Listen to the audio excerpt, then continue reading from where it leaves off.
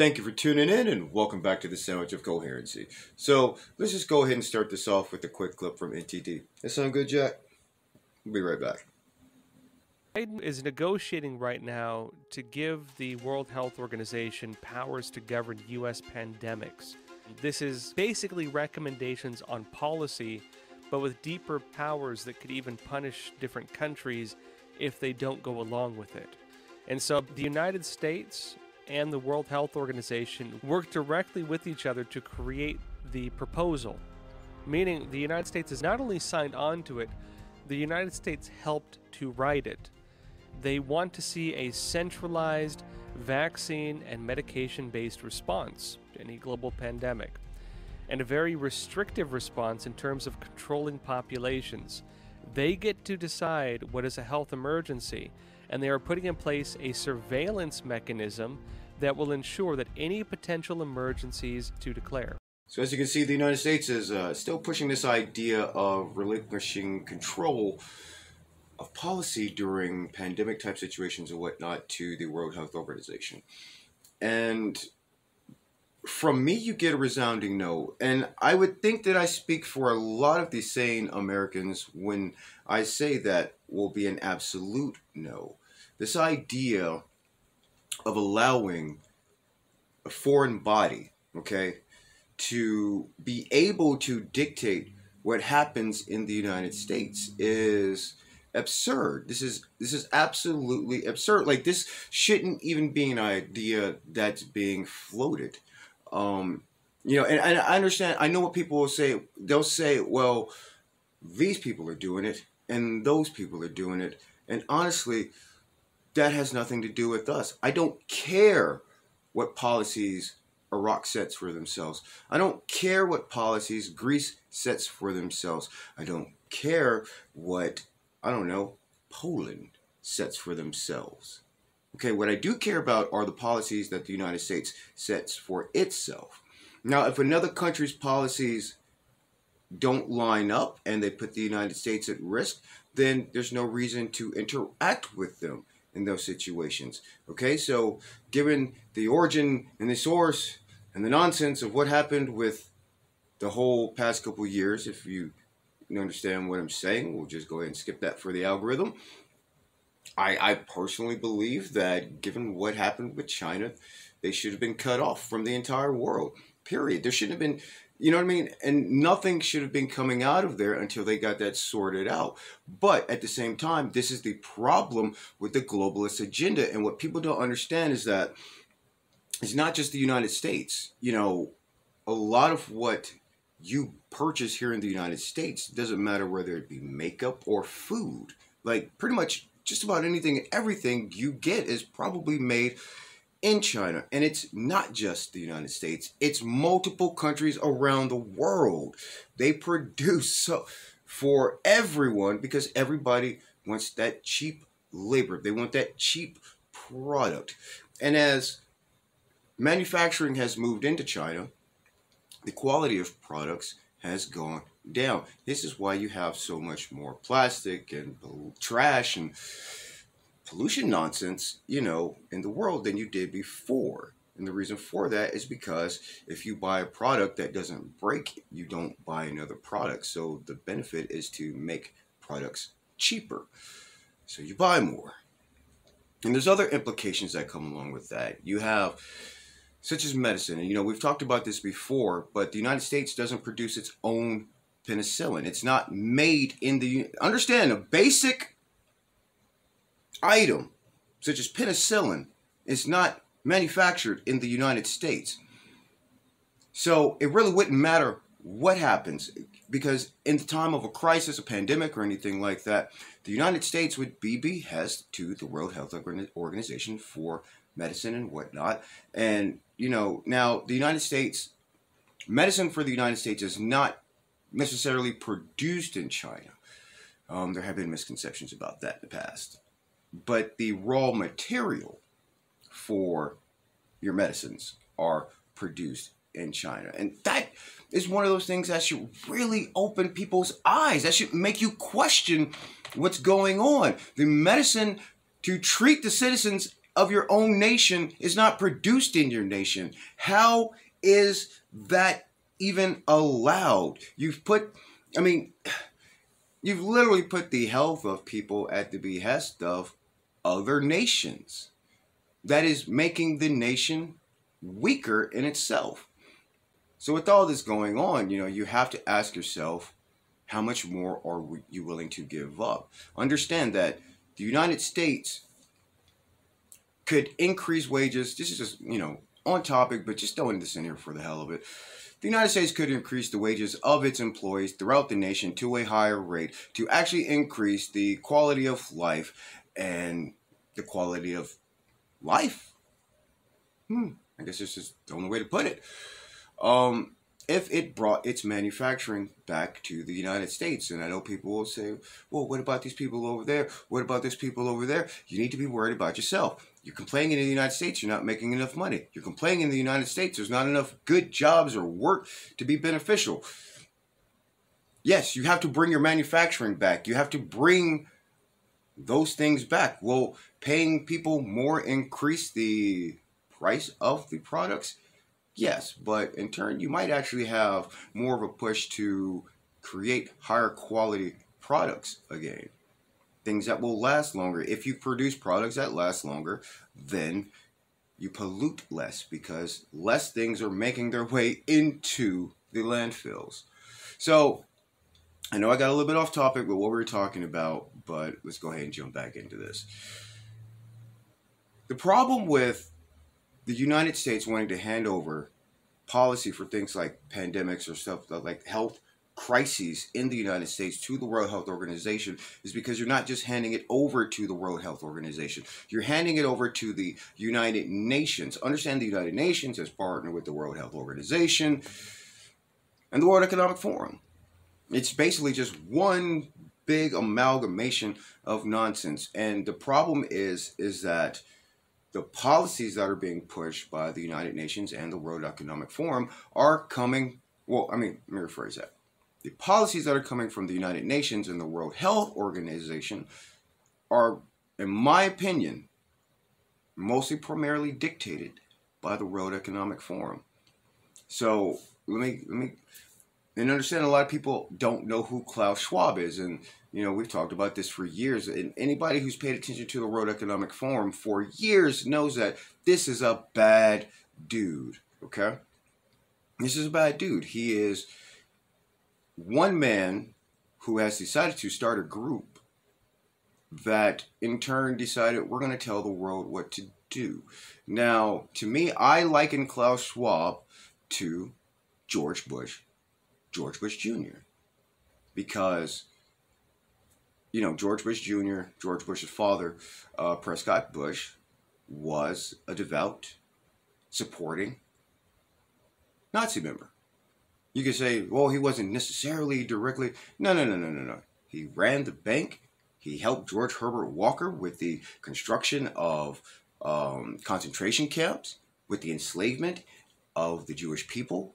He helped to facilitate the Holocaust, as well as many other Americans, high-powered Americans in the halls of business.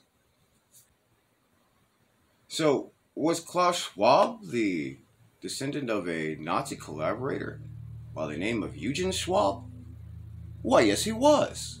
And that's a household he was brought up in. And if you really think about the connections here, it's just, I can't find myself in support of that. This is probably not somebody that people should be deciding that him and his organization get to dictate the direction that the world goes. And that's the problem that a lot of people aren't understanding is you have the Sustainable Cities program designed by the World Economic Forum. This is a group of people that meet in private. These meetings are closed. The public, you see the little videos that they put out for you to look at. Yeah, but honestly, nobody really knows what's going on, especially when they bring in a standing army to keep the public out. And they are literally bringing, like I said before, they're bringing in your world leaders and telling them what to do when they go home. Now, I want to bring this up because this is kind of important. And this is why I'm saying that the World Health Organization should not be allowed any kind of voice in policy that's made in the United States. No, personally, I don't think they should be here. But let's see. Let me go ahead and bring this up. So first thing I want to look at is the World Health Organization. And I just want to, I'm just going to skip through these so you can see exactly what it is I'm trying to get at. The WHO office at the United Nations represents the interest of WHO at the United Nations and functions as the organization's main interlocutor with the UN system in New York. The office facilitates the participation of WHO and its Director General in meetings of the UN Security Council, blah, blah, blah, blah, blah. Long story short, the WHO is a main part of the United Nations. And the United Nations has expressly said many times that in the goal, and it's the same thing said by the World Economic Forum, but in the goal of a global society, a one world government, the United States stands in the way, and allowing the World Health Organization to dictate policy in the United States is just a step closer to that. Now, so I just want you to understand what I'm saying. I wanted to bring that up so you know that the WHO is at the UN. It's an intertwined thing. It's not something that's completely separate, and that's a problem in my opinion. But the next part is we're going to go pull up the World Economic Forum website here, and World Economic Forum and UN signed strategic partnership framework. The UN Forum Partnership was signed in a meeting held at United Nations headquarters between UN Secretary General Antonio Guterres and World Economic founder and executive chairman Klaus Schwab to accelerate the implementation of the 2030 Agenda for Sustainable Development. And I will keep saying this, as I've said it before, this whole climate change push is a ruse. It is a scam, and they are overblowing it in order to use it as a way to facilitate the things that they want. They're playing off people's emotions. It's kind of like the whole idea by telling you the world is overpopulated. And, I say it again and again, it's overpopulated where you are because people have congregated on top of each other because people are afraid of this idea of not being grouped together. We've reached this point in humanity to where the idea of not living on top of each other scares people. This idea of being out of the city, solitude. People are afraid of that. It's people. Yes, you want to be connected, but you also need to disconnect. You need to be able to disconnect. Get back to nature. If humans spread out, they could still communicate and be in contact and be able to see and interact with each other. But there's no need for humans to be directly on top of each other, packed together in these open air cages like rats. And God, humans in those situations kind of act like rats. Let's continue. The partnership identifies 6 areas of focus: financing the 2030 Agenda, which many people keep saying is a conspiracy theory. But if you caught the earlier episodes from about a year or two ago, maybe like a year and a half or so, we did go over that. And we literally put it up on the World Economic Forum website. They put it right there in your face. You can read it. It's not a conspiracy theory. They're literally telling you, this is what we're doing. Climate change, health, digital cooperation, gender equality, empowerment of women, education and skills to strengthen and broaden their combined impact by building on existing and new collaborations. And looks like this was signed in June of 2019. Okay. So let's go ahead and scroll down and let's just see what it says.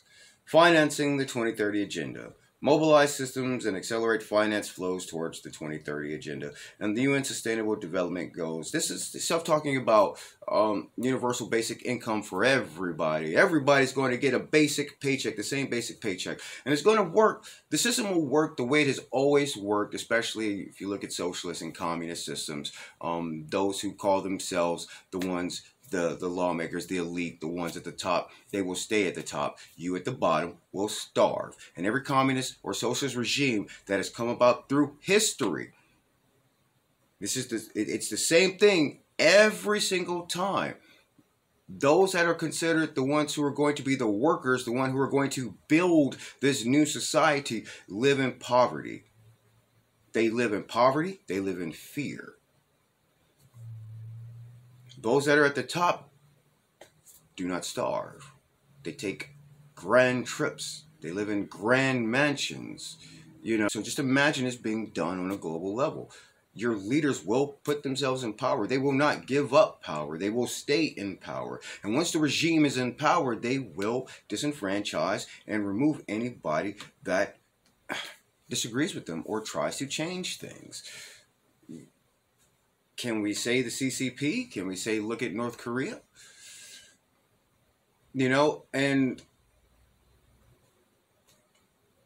like I said, this has happened throughout history. We saw it in Myanmar. There's a whole world that people forget exists. The world is bigger than just the West. This doesn't just affect you in the West. This affects people who are already struggling. And they will be struggling even more should this happen.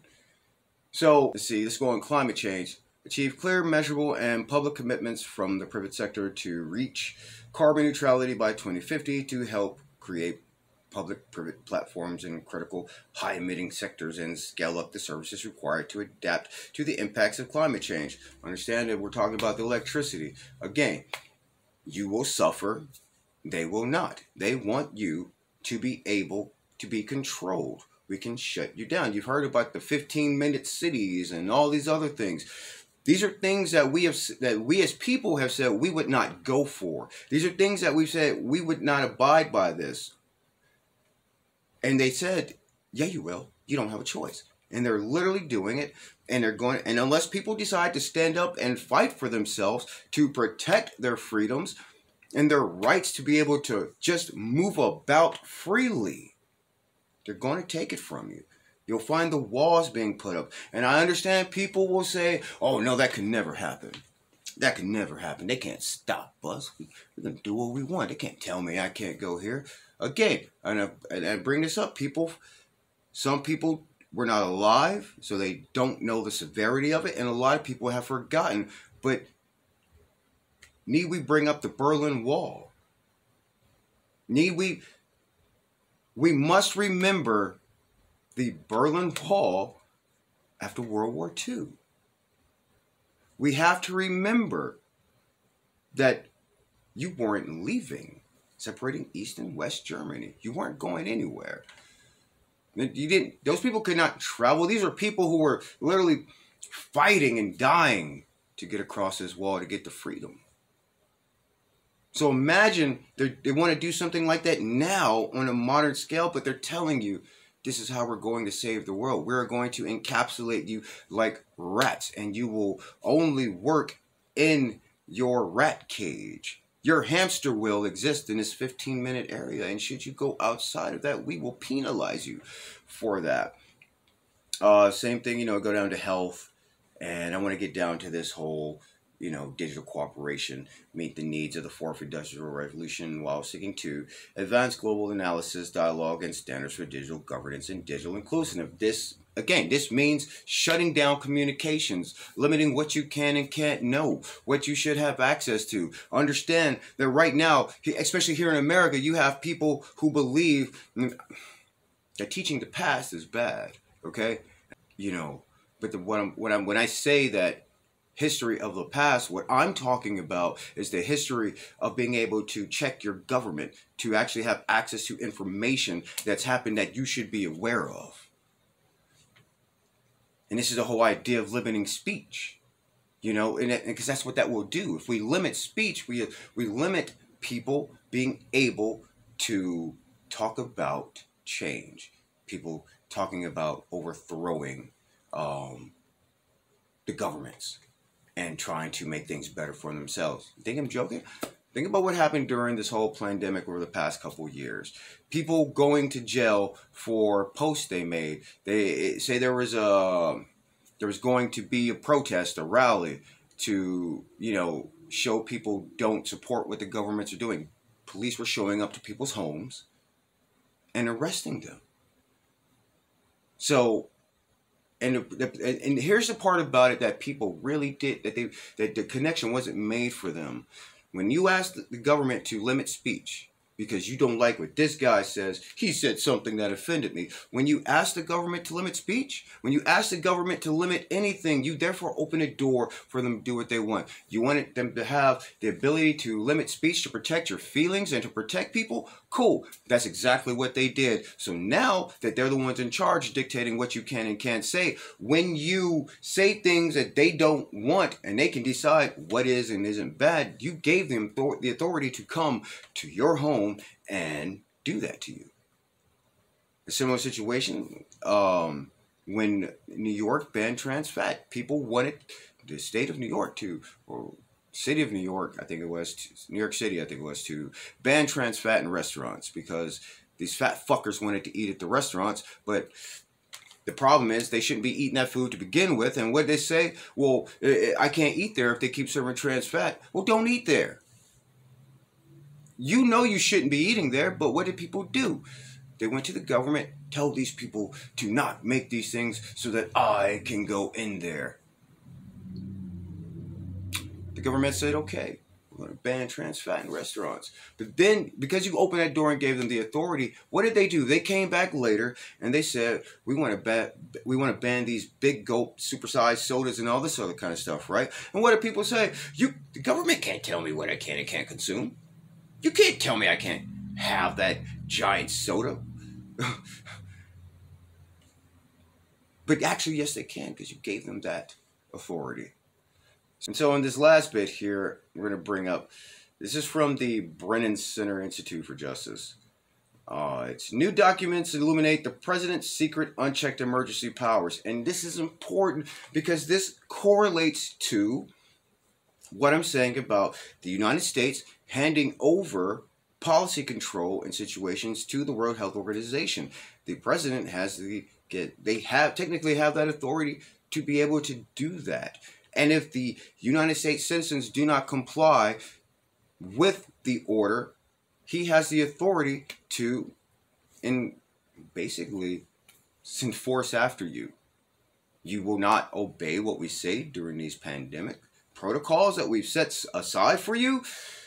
Well, we're going to start sticking you in these camps like they did in Australia and Canada and a few other places where, mind you, remember this, keep in mind, they said they were not building these places. These places were not being built. That is a conspiracy theory from people who are going insane, only to find out that not only were they being built, they had already begun sticking people in them, and people were not allowed to leave unless you complied. You won't get this jab, well, then you will stay here.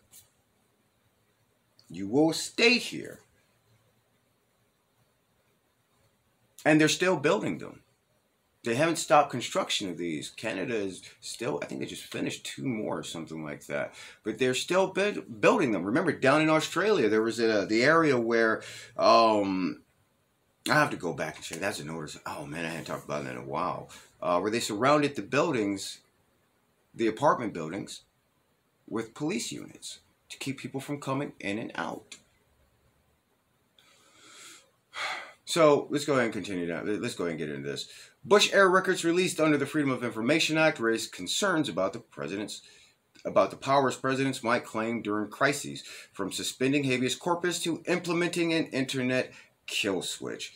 And this is important. In 2004, high-ranking staffers in the George Bush administration spearheaded a holistic review of the president's emergency powers. Their goal was to refresh a set of secret plans known as Presidential Emergency Action Documents, or PEADs, the continuity of government playbook that emerged under President Dwight Eisenhower as a response to the threat of nuclear war. Those documents had been revised previously, but they took on new significance in the wake of 9/11. Mm, mm, mm, mm. So, let's see. Let's go down. Let's go down. Let's go and scroll down to see. All right. Controlling communications. At least one of the documents under review is designed to implement the emergency authorities contained in Section 706 of the Communications Act. During World War II, Congress granted the President authority to shut down or seize control of any facility or station for wire communication upon proclamation that there exists a state or threat of war involving the United States. Again, what I'm saying is, with what's happening with the Ukraine, make no mistake that the president of the handlers of Joe Biden will implement this. They will implement this. We've kind of already seen it. And technically, really, because of the situation it was during the pandemic in itself, and one of the things I have to admit is that the government, the White House, instructing digital communications networks, social media networks to limit what can and can't be said, and it, because it's such a broad spectrum, it kind of falls into that. It really does. I'm surprised that they didn't actually attempt to use that in their argument for justification. Don't nobody tell them that one. And mind you, this does not just encompass the idea of war. This is important. So what it says is this frighteningly expansive language was at the time hemmed in by Americans' limited use of telephone calls and telegrams. Today, however, a president willing to test the limits of his or her authority might interpret wire communications to encompass the internet, and therefore claim a kill switch over vast swaths of electronic communication. And indeed, Bush administration officials repeatedly highlighted the statute's flexibility. It was very broad, as one official in the National Security Council scribbled, and it extended broader than common carriers in the FCC's jurisdiction. The national emergency declared after 9/11, which is still in effect today and continues to prop up the United States military presence across the globe, was cited in connection with one or more PEADs. And this is what I'm saying here. We're still living in a national emergency. This is why they get away with so much of what they do, because they still have that authority to do that. I don't think the citizens don't know. I don't believe a lot of people that are currently serving in government know that this is the case. And I think if more people were aware, we might be able to start a conversation about this, because this is a conversation that needs to be had. Understand, you've got the World Economic Forum, you've got the United Nations, you've got the World Health Organization, you've got Bill Gates, fuck him, and you've got many people that call themselves leaders that are telling you right now something is about to happen. They're saying that the internet's probably going to go down. They're scaring you with that one. They're scaring you, saying there might be another pandemic. They're scaring you with that one. They're saying that there's going to be a shortage of food. They're doing all these things. And when you think about all these things that they're saying, and then you put that in conjunction with the fact that you have your current leaders making strides to put things into place so that should any of those things ever come about, they are able to actually control you. They're literally setting you up for failure. They're doing it right in front of your face, and they're telling you they're doing it. So now the question is, are you going to lay down and accept it, or are you going to step up and fight? How much does your freedom and your life mean to you? How much does it mean for you to protect those you love? How much does the freedom of your descendants to come, how much does that mean to you? Understand that when people go to fight, they are under the belief that that is what they are fighting for. Well, now this is a situation where people really need to start thinking about, you might have to. So how much is it worth to you? But I thank you for tuning in, and we'll catch you next time.